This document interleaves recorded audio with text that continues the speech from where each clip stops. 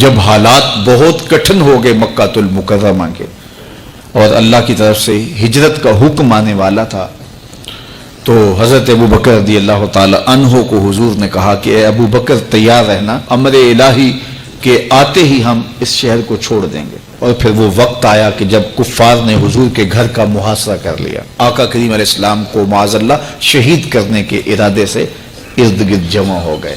آقا کریم علیہ السلام نے ہاتھ میں خاک پکڑی اور سورہ یاسین پڑھتے ہوئے ان کی آنکھوں میں جھونکتے ہوئے حضور گزر گئے اور انہیں پتہ بھی نہ چلا، اور وہ مکان کا محاصرہ کیے ساری رات کھڑے رہے۔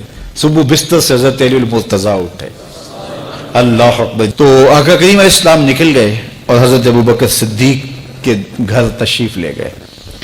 اب دروازے کو دستک دینے لگے تو آواز آئی، حضور میں حاضر ہوں۔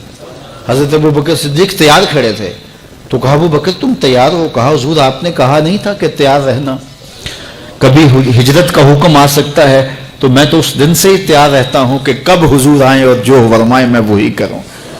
اور پھر وہاں سے لے کے حضور کو وہاں تک گئے، اور جبل سور کی چوٹی پر وہ غار ہے، اللہ اکبر، اس غار میں جانے سے قبل حضور کو باہر بیٹھنے کا کہا۔ عرض کی حضور ذرا میں غار کے اندر کے ماحول کا جائزہ لے لوں۔ غار کے اندر اترے، پہلے اس کو صاف کیا غار کو، پھر دیکھا جگہ جگہ سوراخ تھے، تو اپنا امامہ پھاڑ کے قمیض اتار کے اس کے ٹکڑے کر کے ان سوراخوں میں کپڑا دے دیا۔ 2 سوراخ ایک روایت کے مطابق، اور ایک روایت کے مطابق 1 سوراخ بچ گیا، اس میں اپنی ایڑی رکھ دی، اور پھر آواز دی جان عالم اندر تشریف لائیے۔ تو آقا کریم علیہ السلام غار میں چلے گئے، تو سیدنا صدیق اکبر رضی اللہ تعالی عنہ نے اپنی گود میں آپ کا سر رکھا اور حضور لیٹ گئے۔ اللہ اکبر، کیا منظر ہوگا! صدیق اکبر نے حضور کو دیکھا اور جی بھر کے دیکھا، اور ایسا دیکھا کہ کوئی اور شریک بھی نہیں تھا۔ یہ واقعہ حضرت سیدنا عمر سے روایت ہے، کتب صحاح میں ہے، اور حضرت عمر رضی اللہ تعالی عنہ یہ بات بیان کرتے ہوئے رو پڑے، اور آپ کہا کرتے تھے کہ ابو بکر یہ غار والی نیکی مجھے دے دیں اور میری ساری زندگی کی نیکیاں لے لیں۔ اللہ اکبر۔ تو حضور علیہ السلام حضرت ابو بکر صدیق کی آغوش میں ہیں۔ اب ہوا کیا کہ سانپ نے جب ہر راستہ مسدود پایا تو خیر وہ اس راستے پہ پہنچا جہاں انسانی گوشت نظر آیا، تو سانپ نے پھر ڈنگ لگایا۔ سانپ کا ڈنگ اچانک، تو انسان تو کپ کپا کے رہ جاتا ہے، اچانک تو چیونٹی کاٹ جائے تو انسان کپ کپا کے رہ جاتا ہے، چھپکلی گر جائے اچانک تو بندہ اپنے وجود کو جو ہے وہ متوازن نہیں رکھ پاتا۔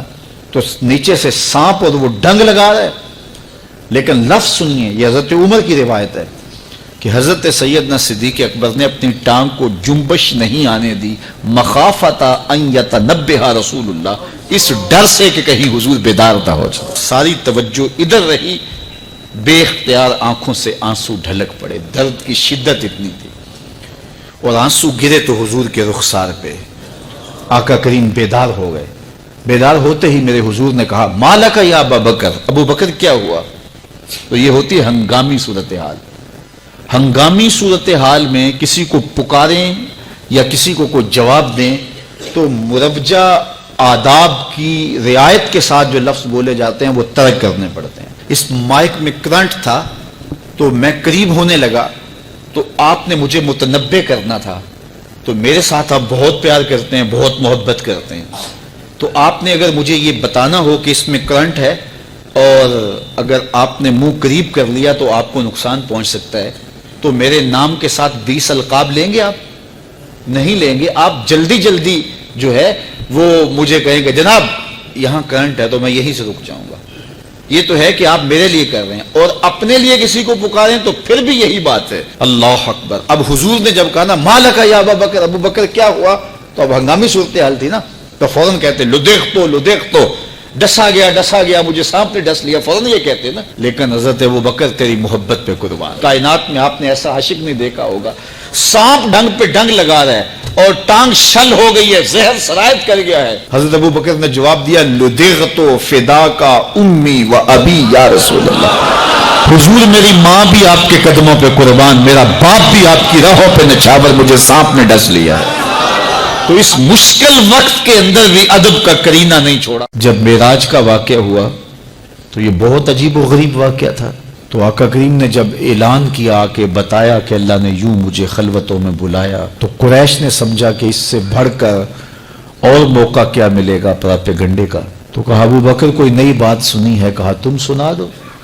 کہا اگر کوئی کہے کہ رات کی مختصر تنہائی میں مسجد حرام سے مسجد اقصیٰ تک پہنچا ہوں، پھر وہاں سے واپس بھی آ گیا ہوں، تو بات ماننے میں آتی ہے؟ آپ نے برجستہ کہا بالکل ماننے میں نہیں آتی. اتنے مختصر وقت میں مسجد اقصیٰ جائے اور پھر پلٹ کے بھی آ جائے، کم از کم 2 ماہ چاہیے. 1 مہینہ جاتے ہوئے لگتا ہے، 1 مہینہ آتے ہوئے لگتا ہے. کوئی چھو کے بھی آئے تو 2 ماہ چاہیے. تو سمجھا کہ لوہا خوب گرم ہو گیا، اب چوٹ ٹکانے پہ بیٹھے گے. کہا ماننے میں نہیں نہ آتی؟ کہا بالکل نہیں ماننے میں آتی. تو کہا پھر تیرا یار ہی تو کہتا ہے. تو حضرت ابو بکر صدیق نے فرمایا وہ واقعی کہتے ہیں؟ ہاں انہی کا کہنا ہے. تو حضرت ابو بکر بولے لئن قالہ فقد صدق فاصدق، اگر انہوں نے کہا ہے تو سچ کہا ہے، میں تصدیق کرتا ہوں. کہا ابھی تو تم کہہ رہے تھے کوئی کہے تو ماننے میں نہیں آتا. کہا کوئی کہے تو اب بھی نہیں مانوں گا، وہ اس سے بھی عجیب کہے تو مان لوں گا. اللہ اکبر. فبذالک سمی صدیق، علماء نے لکھا یہ وہ وجہ تھی جس کی وجہ سے آپ کو صدیق پکارا جانے لگا. معراج کی تصدیق کی اور صدیق کہلائے. صدیق تصدیق سے بھی ہے، اور ساری زندگی آپ نے جھوٹ زبان پہ نہیں آنے دیا. آپ کی طبع میں جو صداقت رچی بسی تھی، بلکہ ایک مشکل وقت آیا آپ پر.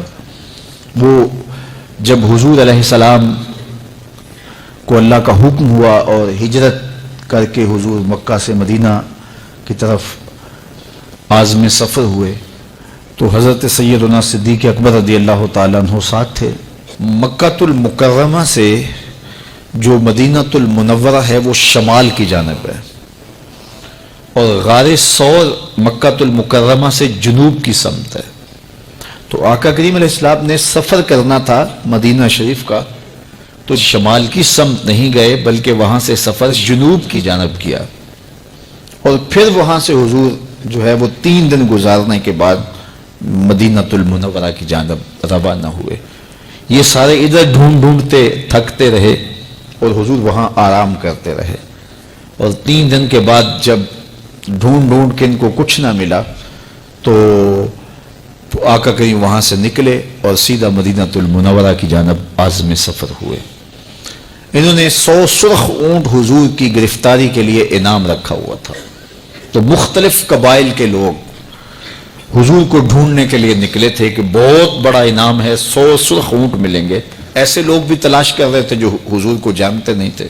تو راستے کے اندر حضرت ابوبکر صدیق سے کوئی شخص ملا اور اسے شک پڑا کہ جن کو میں ڈھونڈ رہا ہوں کہ وہ کہیں یہی نہ ہو. تو اس نے حضرت ابوبکر صدیق سے پوچھا آپ کا نام؟ تو انہوں نے کہا میرا نام عبداللہ ہے، ابو بکر ہوں. تو اس نے پھر حضور کا پوچھا. اب حضور کو وہ ڈھونڈ رہے ہیں. آج امتحان آیا نا، صدیق اکبر کی صداقت کا امتحان آ گیا اور عشق کا امتحان آ گیا. اگر کہیں یہ حضور ہیں تو عشق گوارا نہیں کرتا کہ یہ گرفتاری عمل میں آئے، اور اگر کہیں کہ یہ حضور نہیں ہیں تو ابو بکر صدیق کیسے رہیں گے. آج کل تو وہ سڑکیں بن گئی ہیں اور سائن لگے ہوئے ہیں، آپ اکیلے یہاں سے نکلیں تو جہاں جانا چاہیں خود جا سکتے ہیں. اس وقت تو پہاڑی راستے ہوتے تھے، یا تو لوگ قافلوں کے ساتھ چلتے تھے، اور اگر کسی کو ہنگامی طور پہ اکیلے جانا پڑتا تو وہ گائیڈ ساتھ لیتا جو راستے بتاتا. اس کو عربی میں ہادی کہتے ہیں. ہادی، رہنما، گائیڈ جو راستہ بتاتا. تو حضرت ابوبکر صدیق سے اس نے پوچھا یہ کون ہے آپ کے ساتھ؟ تو حضرت ابوبکر صدیق بولے ھذا ہادی یہدینی الی صراط المستقیم، یہ میرا ہادی ہے جو مجھے سیدھی راہ پہ چلا رہا ہے. تو وہ سمجھا یہ وہ والا ہادی ہے.